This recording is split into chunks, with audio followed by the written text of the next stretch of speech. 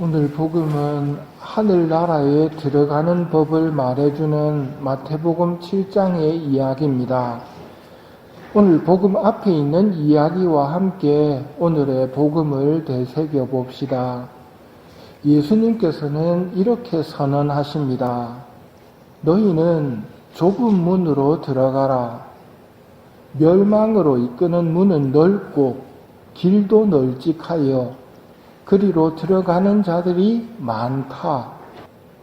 생명으로 이끄는 문은 얼마나 좁고 또 그 길은 얼마나 비좁은지 그리로 찾아드는 이들이 적다. 세상은 사람이 많이 몰리는 것을 인기 있다고 합니다. 그런데 생명으로 들어가는 길은 인기가 없는 길입니다. 오히려 멸망으로 이끄는 길이 인기가 있다고 말씀하십니다. 구원의 길은 많은 사람들이 좋아하느냐, 인기가 있느냐 하는 것과는 상관이 없습니다. 이럴 때 등장하는 거짓 예언자들에 대해 예수님께서 미리 알려주십니다. 거짓 예언자들을 조심하여라. 그들은 양의 옷차림을 하고 너희에게 오지만 속은 개걸든 이리들이다. 이게 거짓 예언자들의 특징입니다. 눈에 보이는 외면은 양의 옷차림입니다. 그러나 속은 개걸든 이리들이라고 말씀하십니다. 참 예언자와 거짓 예언자를 구분하는 법은 좋은 나무가 나쁜 열매를 맺을 수 없고 나쁜 나무가 좋은 열매를 맺을 수 없다. 좋은 열매를 맺지 않는 나무는 모두 잘려 불에 던져진다. 그러므로 너희는 그들이 맺은 열매를 보고 그들을 알아볼 수 있다. 열매를 보고 참 예언자와 거짓 예언자를 구분할 수 있다면 시간이 필요하다는 겁니다. 섣부른 판단을 하지 말아야 합니다. 인간은 올바른 판단을 할 수 없는 존재입니다. 왜냐하면 눈에 보이는 것밖에 모르거든요. 마음속까지 보시는 하느님만이 올바르게 판단하실 수 있는 분입니다. 그러니 함부로 판단하지 않도록 조심하셔야 됩니다.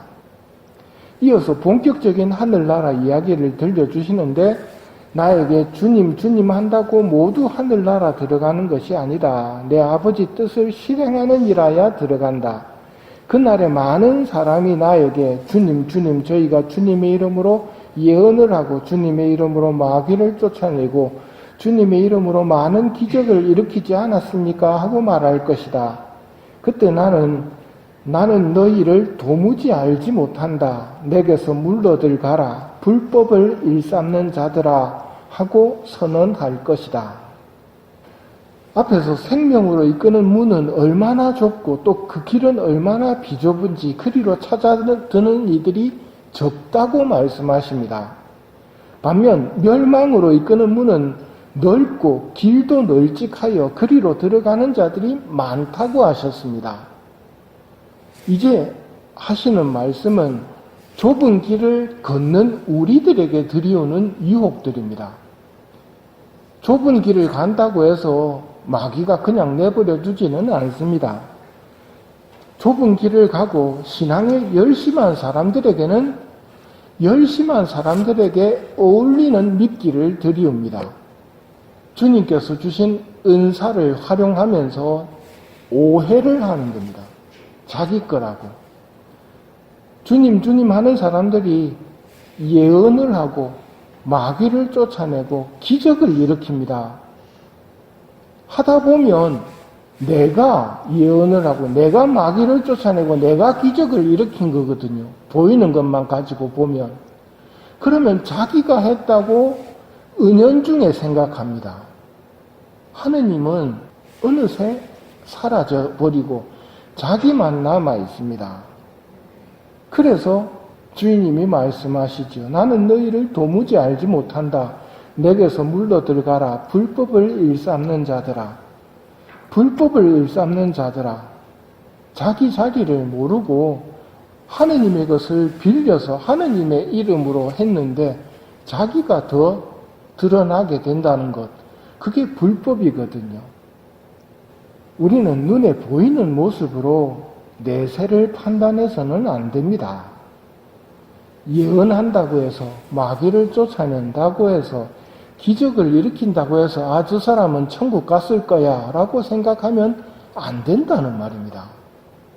아예 판단을 하지 말아야 됩니다. 구원으로 이끄는 덕행이 있습니다. 겸손만 할 줄 알면 구원받는다고 합니다.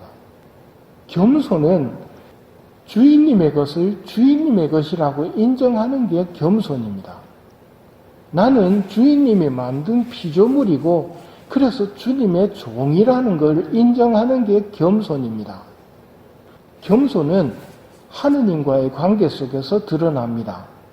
내 모든 것은 다 받은 거다. 나는 그분이 창조하셨다. 그렇다면 주님의 뜻이 무엇인가를 늘 염두에 두고 살아야 착한 종이 되는 것입니다. 악한 종은 주님을 잊어버린 종입니다. 그리고 자기가 받은 걸 가지고 자기를 위해서 살지요. 이게 땅에 묻어버린 종과 주인님이 시키신 대로 일하고 있는 종의 차이점입니다. 겸손은 유별나지 않습니다. 사람들에게 보이려고 하지 않습니다. 그런 사람이 구원을 받습니다. 구원은 겸손한 사람들에게 주어지는 선물입니다. 그러면 겸손한 사람이 하는 말은 뭘까요? 분부받은 대로 다 하고 나서는 저희는 쓸모없는 종입니다. 해야 할 일을 하였을 뿐입니다. 하고 말씀드리는 것. 이럴 때 하느님 아버지가 정말 기뻐하십니다. 아버지는 겸손하고 순박한 사람 좋아하시거든요. 그래서 어린이들을 보면서 그들의 순박함을 즐거워하시고 이렇게 겸손한 사람들을 만났을 때 기뻐하십니다. 쓸모없는 종입니다. 해야 할 일을 하는 겁니다. 그게 계명을 지키는 겁니다. 계명을 지키면 구원을 받습니다. 겸손한 종은 구원을 받습니다. 겸손은 정말 큰 열매입니다. 나의 이 말을 듣고 실행하는 이는 모두가 자기 집을 반석 위에 지은 슬기로운 사람과 같을 것이다. 나의 이 말을 듣고 실행하지 않는 사람은 자기 집을 모래 위에 지은 어리석은 사람과 같다. 이런 강론을 들으실 때 여러분 스스로 걱정을 하고 계시면 강론 듣는 법을 잘 모르시는 겁니다. 이런 이야기를 들으면서 여러분이 도움을 청하고 계셔야 됩니다. 겸손한 종이 되게 해주십시오. 저희 교만을 고쳐주십시오. 제가 받은 것을 제 거라고 착각하는 착각으로부터 깨어날 수 있도록 해주십시오라는 기도를 하고 계셔야 됩니다. 근데 어떻게 기도해야 될지 모르겠는데요 라고 할 때는 예수님 당신께 의탁합니다. 통째로 맡기는 거거든. 이렇게 하는 사람이 반석 위에 집을 짓는 사람입니다. 하늘나라 들어가느냐는 주님 하는 데 있지 않고 말씀을 실행하는 데 있습니다. 실행하지 않으면 그가 지은 집은 완전히 무너지고 맙니다. 일평생 신앙생활을 하고 심판받을 때 내가 지은 신앙의 집이 완전히 무너져 버린다면 그건 낭패거든요. 그러지 않기를 원한다면 예수님 당신께 의탁합니다 하고 지금까지 내가 지어놓은 집을 반석 위로 옮겨주시기를 청하는 것이 슬기로운 사람입니다. 주님의 말씀을 듣고 실행하는 은총을 청하며 이 미사를 봉헌합시다.